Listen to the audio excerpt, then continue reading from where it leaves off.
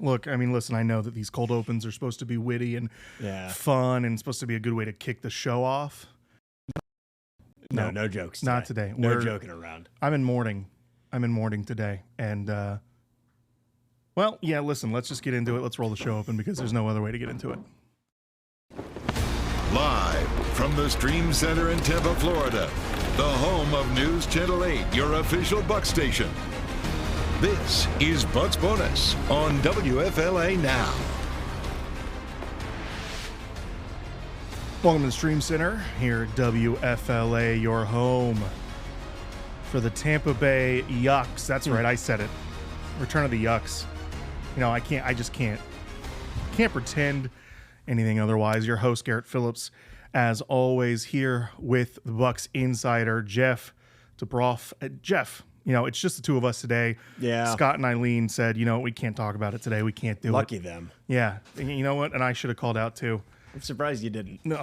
Oh, boy, buddy. You have no idea. I was on a tirade last night, and I'm going to continue to be on one right now. And so, listen, if you were tuning in for some kind of good vibey, you know, sky's not falling type of show, came to the wrong place. Yeah. Came to the wrong place because, listen, you know, of all of the people that grace this program, I'm probably the harshest critic of the team.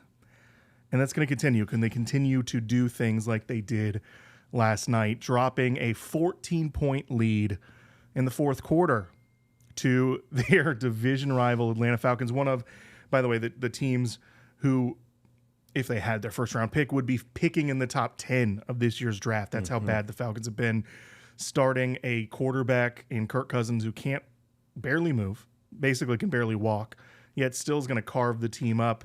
You know, Jeff, listen, don't let me take all the air out of this whole situation. Please chime in and tell me that I'm overreacting. Am I overreacting, Jeff? I mean, how can you not be at this point? They've lost 5 of their last 6. Look, Eileen and I were talking about it with you yesterday on our show before the game. The team lost to a now 3-win Saints team. When that happens, you can't put anyone past you. You can't overlook anybody. And as soon as Baker threw that pick, when they were up 28-20, I looked at Will, one of our executive producers. I was sitting in my cubicle. I go, oh, no. Yeah. Oh, no. Listen, as a Bucs fan, especially one whose primary memories of the team are kind of all post the golden age of John Gruden and that 15 years really afterwards where the team just really wasn't very good. You know, that I was spoiled. I was spoiled by the Bruce Arians of it all, by the Tom Brady of it all, by the success that we've had the past couple of years. Last night reminded me what it was like being a Bucs fan in the 2010s, which is not a feeling that you want to have as a Bucs fan. I mean, you know, this is a team that you would thought going into the season, a lot of people obviously picked them to win the NFC South. A lot of people picked them to possibly be in contention with the number 1 seed of the NFC. You know, in the beginning of the season, they were 5-1, and there were MVP chants for Baker Mayfield in the stadium. And then suddenly the wheels fell off the wagon. I mean, that's the only way that we can really describe it. We're used to the Todd Bowles midseason slump as Bucs fans because it has happened now every season he has been the head coach. Normally what happens is that slump happens and they somehow get out of it and they go on a run at the end of the season to make the playoffs. Well, you see, the problem is that run should have started 3 weeks ago, right? When they beat the Arizona Cardinals, that's when the run should have started. Yep. They should have beat the Saints. You should have beat the Falcons. And instead, here you are. You've lost 6 of your last 8 games. You are now not in control of your own destiny, really. I mean, you are still because you have the Panthers twice, but now the Panthers are ahead of you in the division standings. If you lose one of those games, both of those games, you're looking at being out of the playoffs after a 5-1 start. On top of all the things you said about the team, how MVP chance, number 1 seed, there was some idiot on this show who said they were going to go 8-1 to finish the season. I don't know who that was. They're closer to finishing 1-8. And you're right, Garrett. The worst thing about this stretch, right? The stretch just stinks. It's not fun to cover. It's not fun to watch. And I don't know the exact number. Before the bye, they had one of the toughest schedules in the entire NFL. the final 6-7 games a bottom 5 easiest in the NFL, and they just have not taken advantage of it. And that is the worst part of it. You're losing to teams who are, as you mentioned, Kirk Cousins can't walk. Kyle Pitts looked like the Kyle Pitts like that Tony everyone Gonzalez. imagined Kyle Pitts would look like when he came out of college. Bijan's Bijan, but 2 back-to-back. No Drake London. And Drake London, and their offense is significantly worse statistically without Drake London, and it didn't matter.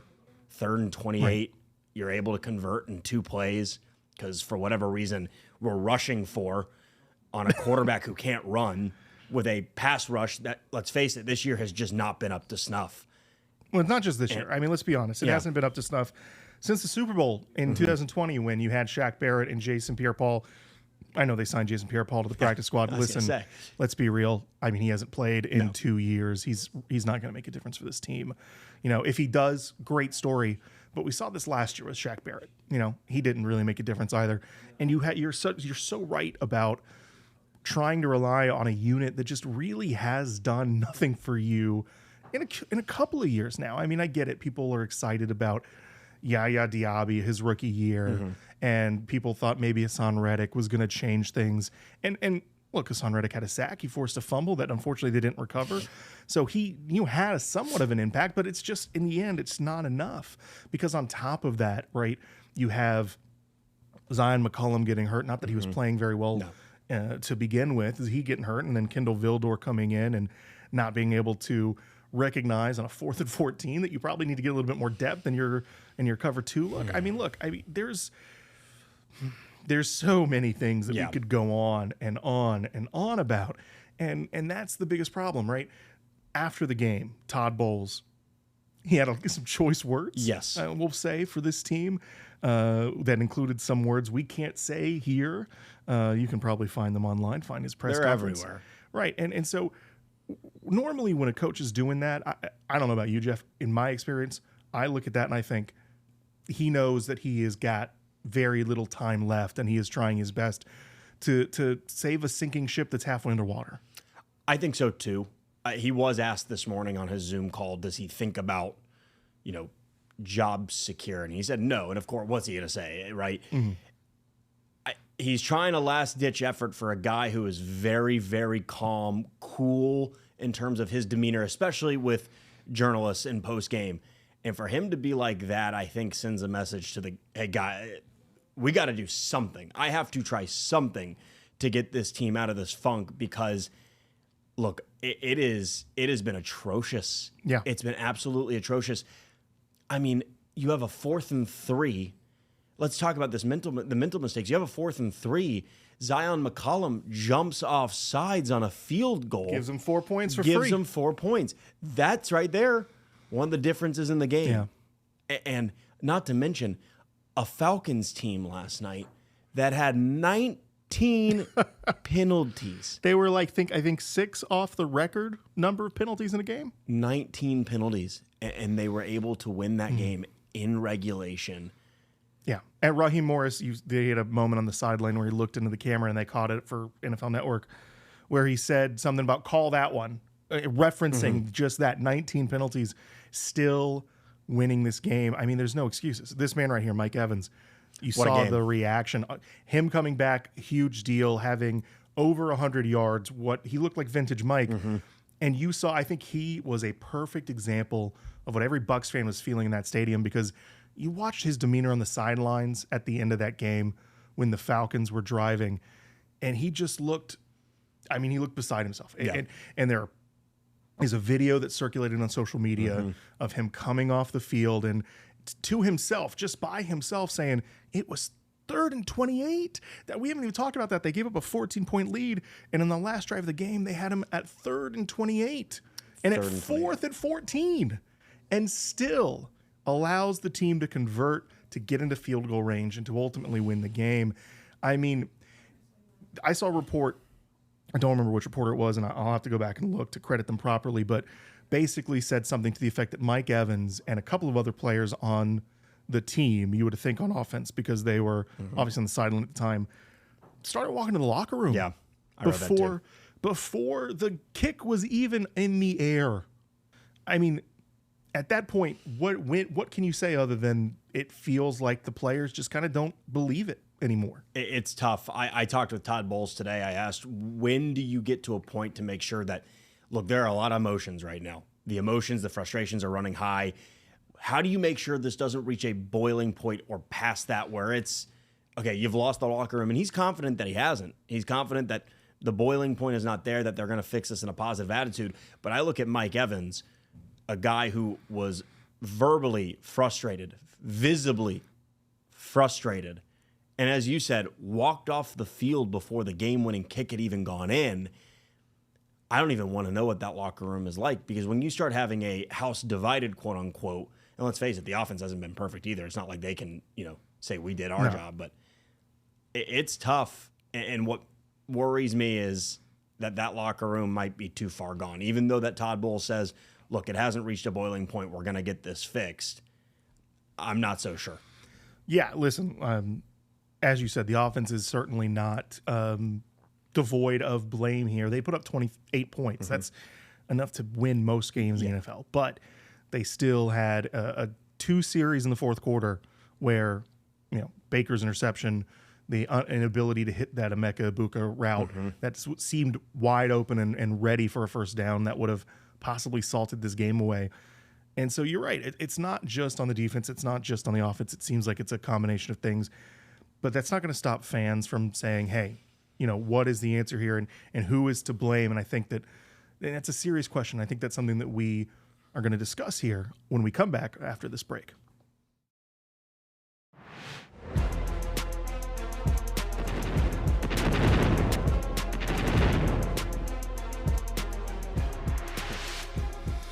Welcome back in the Stream Center here for Bucs Bonus. News Channel 8 is your official home for your Tampa Bay Bucs. If that is what you want to call them, I'm going to call them the Tampa Bay Yucks until they win another game. That's just going to be me. Garrett Phillips here hosting. Jeff Dubrof here, our Bucs Insider. Jeff, you were at the game. You were, there to do your Bucs with Bowles segment this morning. We talked to the head coach after every game. What does it feel like? What's the vibe? I mean, it's got to be from the locker room interactions I saw online. Did not seem like a very positive locker room. It's depressing. It's depressing for sure. They're at DEFCON 1, Garrett. I mean, it is now or never. You got 3 games left, and the only silver lining, if you're going to look for any silver lining in this, is you got 3 games left, and 2 of them are against the team that you now have to beat. It's not as if they're playing, the dregs of the league and you're having to play some top teams in order to overcome them. You get to play them twice. And I think they realize that. Todd Bowles told me it's all about looking forward. I asked him, I said, 2 of these games are against the Panthers. Playoff football starts now. He said, playoff football started last night. And I was like, well, that's not very good. If that's the case, then we might be in some trouble. It's a depressing locker room right now. It's just a depressing situation. Yeah. I mean, obviously, and they're professionals and they move on and they have no choice, but got to do it quick. Yeah, it's hard to find an optimistic bone in my body right now for this team. Mike Evans coming back, having that kind of game and having the visible reaction that we saw on the sideline, going in the locker room.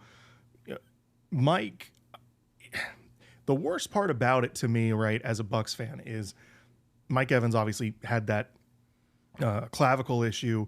Earlier in the season, he suffered that injury. He's out for most of the season. He hasn't really played since, what was it, week 5? It was week 7, right? 7, something like that. Football. So Mike's been out for a while, and he comes back. I question, was he rushed back for this? Because, I mean, listen, that's a broken clavicle's not something that you come back this early for. And listen, maybe Mike Evans has a Herculean healing factor that we don't know about. He always seems to find a way back onto the field, and he certainly didn't look like he was rushed back last night. He looked and he played well, but this might be Mike Evans' last season. It's probably Levante David's last season. 2 guys who are, should be in the conversation for the Hall of Fame. Mike definitely will be. Levante should be, and 2 of the absolute legends of this era of Bucs football. And for them to have this as possibly their final season, I mean, Jesus, how disappointing. I think the scary part, too, is, okay, if you're going to lose, and I'm not this is all speculation, right? Right. If you lose two guys like that, do you look at the roster and say, okay, we have a few guys that we build around, and then from there, maybe do we wipe the slate clean in a way? What do you have, especially on the defensive side of the ball right now, that you are excited around building? Because there is a lot of work that needs to be done. That defense, I mean, you saw it against Tyler Shuck, where Tyler Shuck outran every guy on the field for a couple of his touchdown runs, obviously. They just looked slow. And Kyle Pitts, as we said at the top of the show, looked unbelievable. Well, you know what? And that can't happen. I didn't think I was going to do it. I am going to be a little bit more optimistic about this. When I think about this team, right, I think about Kalijah Cansey, Vita Vea. Those guys are still, playing and, either in their prime or getting to their prime. In the case of Cansey, I think you've got guys on the back end like Antoine Winfield, Tyke Smith, that are still talented. Really, you have two problems, and actually all of the problems are kind of in one position. It's that linebacking group. Your middle linebackers can't run, and your outside linebackers can't rush, and that's not how you play winning football in the league, because it's you can't expect your secondary to hold up their end of the bargain for too long when you can't generate pressure without sending extra guys and exposing yourself to blitz beaters. That's basically what is killing the Bucs, and that's why a guy like Kyle Pitts, who can go over the middle and take the empty space where the linebackers or the blitzing safeties might be coming from, that's why that guy's feasting on this team. And I think every team in the league knows that's how you beat the Bucs defense. That's what worries me too. And I said it last night before the game. Kyle Pitts is a perfect example. Too big for safeties, too fast for linebackers, and we saw that play out. 166 yards and 11 catches and 3 touchdowns for Kyle Pitts. And the worst part, Garrett, is it almost felt expected in a way. Like, were you surprised at all? And it brings me to this next game against the Panthers. Tet McMillan's just as big and just as fast. And they got to figure something out, or it's going to be looking like a very similar stat line. I don't want to get ahead of myself, but I mean, that to me was not surprising, the way Kyle Pitts was able to play, just because we've seen so many receivers get wide open over the middle every time, just over the middle, like it's nothing. Yeah, I mean, listen, I don't know what the Panthers are going to do to attack this team. As a slightly pessimist, actually not even slightly, just as a pessimistic fan, I'm going to say it'll probably work if I had to guess. We talked about this a little bit before we went to that first break, and I want to bring it back around here. Todd Bowles, when this game finishes, he gets the podium and he basically says this is on the players. Yeah. He says it's an execution issue. And then Baker Mayfield right afterwards says, this loss is on me. I didn't make the throws I need to make. What's the actual truth, right? Is it Baker Mayfield and the offense can't put games away? Is it the defense can't put games away? Is it both? What's the answer here? Because it doesn't seem like there are any answers coming from this coaching staff. I think it's a combination of a couple things. I think it's a combination of both, but at the same time, Todd Bowles can say that. But, I mean, I said it earlier.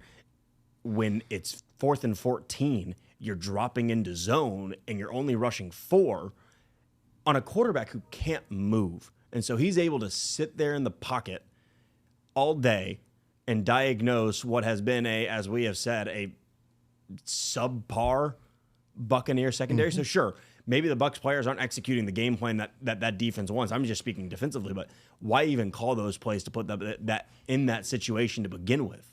I mean, bring some pressure there and make Kirk Cousins uncomfortable and make him run on his feet that he doesn't like to use anymore. I mean, he can't use anymore. Exactly. Let's be frank. He's a statue in the pocket, and you're right. I mean, it's frustrating, and it's not. I don't want to make it doom and gloom about Todd Bowles. It's not all on Todd Bowles. I get that, right? He says it. They feel like they have got a position, that players are out of position, and it's not the same players. So you can't just bench one guy and expect it to solve anything. But at the end of the day, if just my outsider perspective is that if multiple players keep having these types of lapses, that becomes a coaching issue. That becomes you don't have the guys on the same page. And it feels like that's the case of last year's team. Last year's team had an offense that was led by Liam Cohen, and the offense looked good. The defense didn't look that good last year. And I think ultimately it kind of cost them at the end of the season. It's kind of cost them here again, except this time they don't have that offense, that firepower to overcome. And I'm not here to call for anybody to lose their job. That is not what I'm doing today, and it's not what we're going to do for the rest of the season. But if you're Todd Bowles, you've got to be a little bit worried because you're the defensive guy. You're the genius, right, that can fix the defense. It hasn't happened. And in fact, the defense has gotten worse since he's taken over as the head coach, right? His defenses as defensive coordinator were way better than they have been these past couple of years. You've got talent to build around. You have got to find a way, whether it be this season or next year, right? Because that's, unfortunately, we're getting to the point where, as a Bucs fan, you might have to start thinking about next year. Yeah. You got to find a way to change some things. And it's got to start at the top. It's got to start with Todd, and it's got to start with either evaluating your staff or evaluating the guys that you're bringing in, because it's just not working. I think you might have to also ask questions to the man above Todd Bowles and how you want to build this roster, because you're going to have to start using all your draft capital right on the second level of the defense and the linebackers. And it's not just that too. I mean, they've talked a lot about it. It was a big thing in this offseason where they made a point of, we draft Bucs guys. We don't draft, a-holes, I think is how he put it, Jason Light. Well, maybe you should start drafting a couple of those guys. When you think about the best defenses that Tampa has seen, you think about the 2002 season, right, where they won the Super Bowl. Warren Sapp's not a nice guy. Warren Sapp he's got an edge to him. And Warren Sapp was maybe one of the most important pieces of that team, because the attitude that he brought to it got after guys. Maybe you need more guys like that. Maybe you need a little bit more a-holes, to say it that way. Yeah, it's just they got to figure something out. But it has to start with getting youth and speed in the linebacker position. Absolutely. Whether you do it through free agency or you do it through the draft, the issue with the draft is you're going to have to find a rookie who's going to be special and be able to play right away and make an impact right away, which few and far between. Look, at the last segment of these shows, we always do the same thing. We always pick the Bucs game.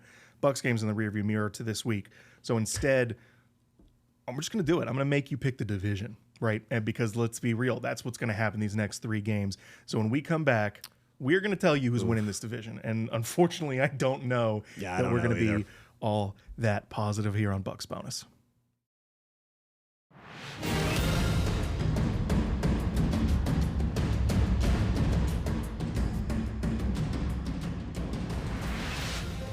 Welcome back to Bucs Bonus here, News Channel 8, your home for the Tampa Bay Yuccaneers. I'm calling them that. I'm just going to call them that the rest of this week until they get a chance to prove me wrong, hopefully next Sunday not this Sunday, next Sunday against the Carolina Panthers.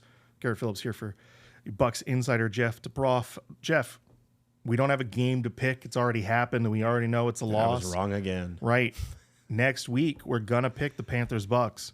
And so in a way, I think we're already kind of picking them a little bit early. But instead of doing the game, right, Panthers have the Bucs twice in their last 3 games. They have the Saints this coming up week. Let's just say it. What team do we think wins the NFC South? Do we think the Bucs win this division? Do we still think they make it over that hump?